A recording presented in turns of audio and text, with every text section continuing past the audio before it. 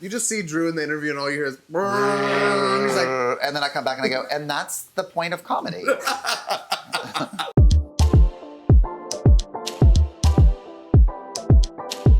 Welcome to Oh my Palm gosh, Springs. this is so No, I'm just kidding. nice. Oh my God, hi, honey. What's her name? Flamingi. Flamingi? Yeah. Flamingi. She's Hispanic. Come here.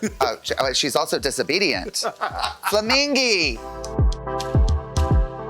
Please have a seat on the lanai. Oh, great. Oh, nice. I love a good Golden Girls reference. Thank you. There you go. Oh some my tea for gosh, you. thank you. It's not super sweet, but it's a little bit. Oh, that's great. Just like me. Oh, I love it. Same. Cheers. Cheers. Yep, tastes like you. Perfect. I love being dramatic with a sip. I start all my interviews asking, what is she giving? So what are you giving us with the shirt, the look, the energy? What are you giving? Oh, I feel like I'm giving you blue Hawaii. Yeah.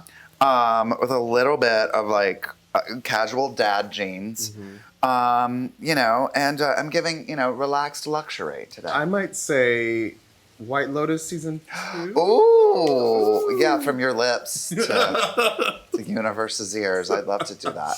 Well, before you were on White Lotus season 2. Wait, I booked White Lotus season 2? I have to go. Oh my God. You heard it here first. You are iconic in so many ways, but specifically Chloë Sevigny.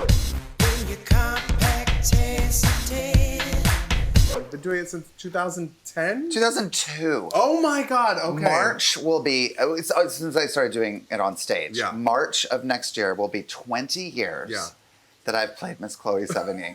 I was 25 when I started. I was in a gay sketch group called The Deviants, and we were doing our shows at Celebration Theater in LA, and everybody was putting on wigs and all these other things, and I put on this blonde wig, and I was like, I look like that actress in Boys Don't Cry, and then I read an interview with her, and she was just casually rattling off all these references, as if everybody would know these references, and I was like, I was fascinated by it. And I genuinely love the actress Chloë Sevigny, and I had no idea that it would take over and change my life completely. Like, I would do it on stage, and some nights, the audience hated me. The very first night I did it, the crowd was like silent, and I remember how dry my mouth was, and I was just powering through it, and I was like apologizing with every syllable, like, I'm sorry, I know this is terrible. And then I just, like, the next night, I was like, I begged the director to let me do it again, and then they were like, all right. A lot of actors and artists would be like, you know what, it didn't work, and I'm not going to do it again, but you stuck to your guns. I don't know why I did, because I'm so quick to bail. Especially, I'm not a comedian who likes to fail. Like, I don't like to bomb. I'm an actor who begs you to love me. So, like, I'm not the person who's like, I suck tonight, you know. I'm not. I will go out there and be like, I know, I'm terrible, and please, let's go to drinks and talk about. I'll Venmo you for this. No, that's what, I'm not proud of that, but that is more who I am. You've played your fair share of gay monsters. Yes.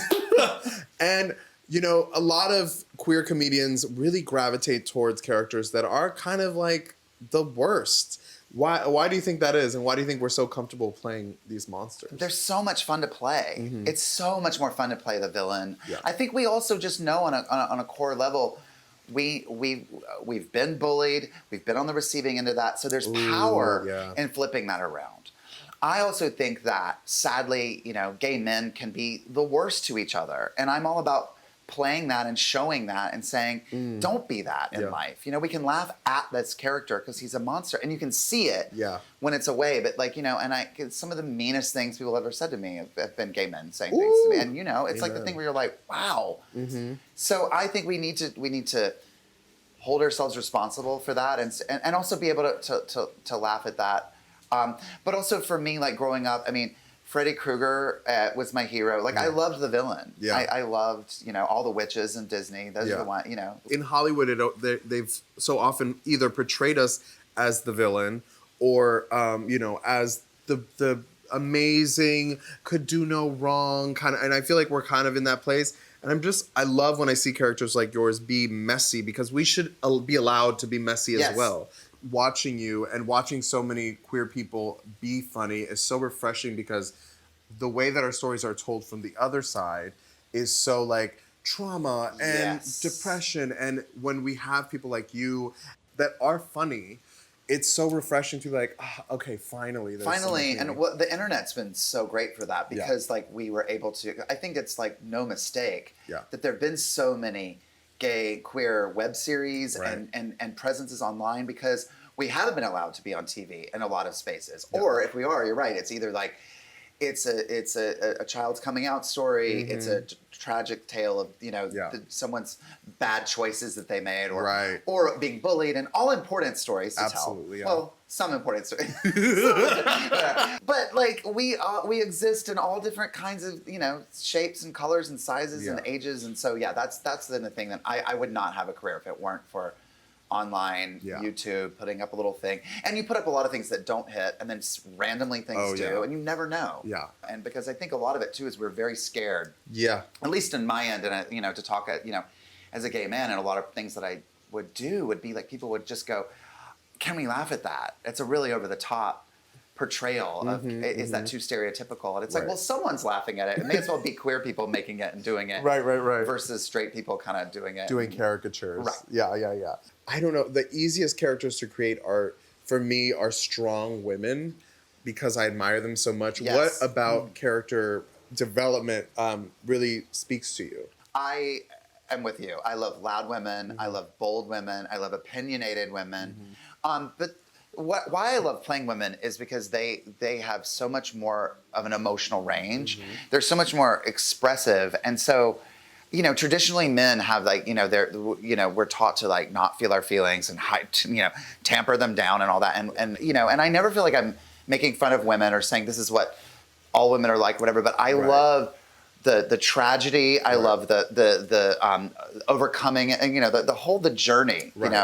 And I feel like a lot, for me, I've gotten some pushback. It's like, not all women are like this. And I'm like, these are also extensions of myself. Absolutely. And I put on this shell of a woman because so many times women have gotten me through. And I've seen women, strong women, divas, really overcoming things. And those have taught me to admire those. But we're still all complicated humans. So like if they come across unlikable or whatnot, it's only just an homage to how amazing we are and colorful we are as people. Absolutely. And I think about like women that I grew up with in terms of like in my family, at church, all of my teachers, all the people that I spent a lot of formative years with and then not to mention what you watch on TV, and you're like, you grew up in the 80s and you're like Dynasty and Falcon Crest and then Designing Women, the Golden Girls. You grow up watching and loving these women and sort of saying, and then when you realize you want to be a performer and creator, you're like, that's what I gravitate towards.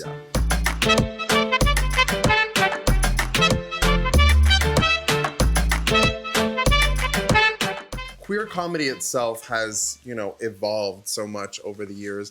Can you speak to anything like when you first started to like even now, what you've seen like a change in when it comes to queer comedy?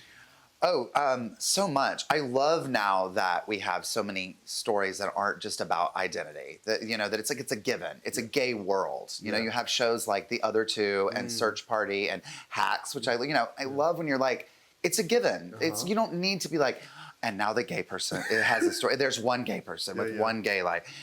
It's just the world. And so I love that because we're allowed to get specific within that and not having to be like representing or having to teach the audience how to understand a gay person. And then I'm seeing with a lot of kids now that are bringing up stuff, and by kids, I mean anyone like under 30, bringing in things that you're like, oh, that's just you. You're not trying to take care of all LGBTQ plus people. You're saying this is me, and and so it comes off way more specific. So I'm learning a lot from watching, younger people put things up. There's also a way more relaxed energy when you go into appointments for jobs, when they're not nervous about how is this gay gonna come off. They're kind of like, he's really big, she's really large, play it, go for it, hit the height, and they're not nervous about that. There used to be such nerves in the room. You would audition, you're like, I'm nervous enough. I want to get this job. I don't need executives being like, are we so I think now people are a little bit more like, great, we know people like this now. We see them everywhere on TV. That's what TV changes. Do you ever feel when you see like comedians like Michael Henry or Meg Stalter or Benny Drama, and do you ever think, work, I paved the way? Because I can say I feel that you have in your way. So you sweet know, of you.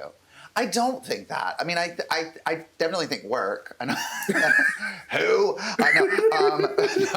No, I definitely, but I don't. You know, I feel like so many people pave the way for me, and that's very sweet. You know I mean, I'm happy to be included on that spectrum somewhere, because I mean, I feel like I was actually a lot of like reading about like Charles Bush, or I would be, or I would see Scott Thompson on TV or Terry Sweeney on TV. But I'm happy to be, included in that conversation. And yeah, I do think it's easier for them, but in a good way, not like I'm trying not to be bitter about it. Like it must be nice, They have it so easy. Because I had it so much easier than people, that came before me. It's like, so yeah. That's a great mindset to have, because you can't be like, oh, it's not, oh, okay, TikTok. Right, yeah, right, exactly. Yeah, I know you make yourself old immediately when you start doing that. You're just so literally going, they don't understand how hard I had it. I'm like, come on. I had to walk 16 miles to get to the Comedy Cellar. Yeah. Well, let's get historical and bitchy for a second. Oh, historical and bitchy? Can we be both? I love it. So, Benjamin Franklin was a whore. Well, I think Ben and Lady Bunny came up around the same time, but drag queens and comedians like Lady Bunny and Bianca Del Rio, people of maturity and substance, came from a time where reading a bitch down would be a knee slapper. The whole crowd would go up in arms. In today's world of social media, where there is, for a good reason, a lot more sensitivity, do you feel like queer people aren't allowed to be mean anymore? Yes, and I have complicated feelings about that, because I feel like, first of all, I love Bunny and Bianca and Jackie Beat are people who can really, truly read you to filth, not to use that very overused expression, but they do. Yeah. I am not good at it. So when I say I'm not comfortable doing it, I'm just not as good at it. So I don't feel like it's like my strength. Right. So I'm not going to lie and say I'm above it and I don't do it. I always prefer to be the joke as opposed to I want to be the one you laugh at, as opposed to I'm laughing at you, like I'm punching down at you. Yeah. But when people do it, it's Joan Rivers. It's like it's amazing. It's a real skill. So I feel like I want us to be able to get to a place that we can do that. And know that it's coming from love and from seeing you and not like, crossing, lines into your identity, your expression, whatever. And I think we're hopefully getting there. Yeah. I also think we had the last 4 years where we were living in terror of everything getting taken away again. Nothing was real. And so I think everybody was just sort of like, we are so scared. We can't laugh at anything. So let's just not. Let's just not make jokes about anything. Yeah. But comedy is very important. It's very healing. I think it's also something that we need to be able to laugh together and laugh at ourselves and at each other, so that we can go, I love you. Mm-hmm. Right. It's so funny. I know anytime I throw a wig on and I say anything that with comedy that might be of substance, people are like, yeah, tell us. And then when I say it as myself, they're like, oh, pipe down on the soapbox. And isn't that funny? Yeah. Exactly. And there are a lot of people. I mean, Jackie Vita said this too. It's like, I can put on a wig and I immediately have so much more power. I can say things, and I take it off and people are like, wow, that guy's really harsh, mean, or whatever. And it's like, But you're able to make really great points through getting up and make them laugh. We've done it from the beginning of time. That's right. Let's take a sip of that. Cheers. Cheers. To being mean. I'm just kidding. Or being good at it. Speaking of being good at being mean, and you mentioned her, how do you feel Joan Rivers would have fared in today's comedy world? Oh, it would have been atrocious. I mean, I think she would have. I mean, I think she would hate this moment and be miserable in this moment. I think people really are. I do believe that people exist at a time for a reason. Yeah. We needed her. Yeah.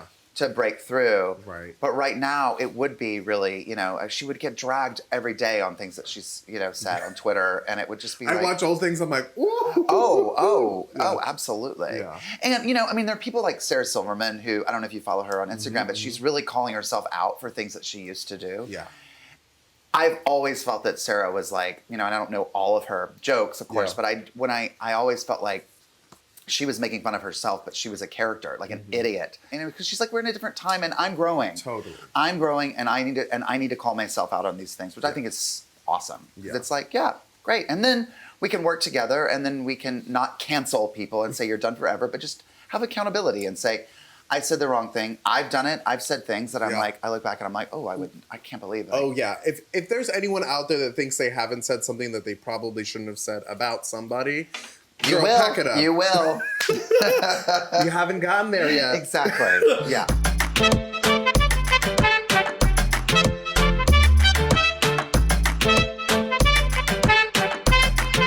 So in my opinion, you could have a PhD in camp. And I want to ask you, why do you think the straights have such a hard time understanding camp? Yeah, I think it's something you either inherently get or you don't. You know, occasionally when you do a show, there's the one straight guy in the cast that gets it. And you're like, a straight guy that gets camp, it's like a four-leaf clover. Yeah. And they're gold, you know? Yeah. So not that they all don't, but I think camp, you have to really go for an Oscar. You have to go for gold and think you're making incredible art. Yeah. And once you start winking and letting us know it's funny or that it's, you're done.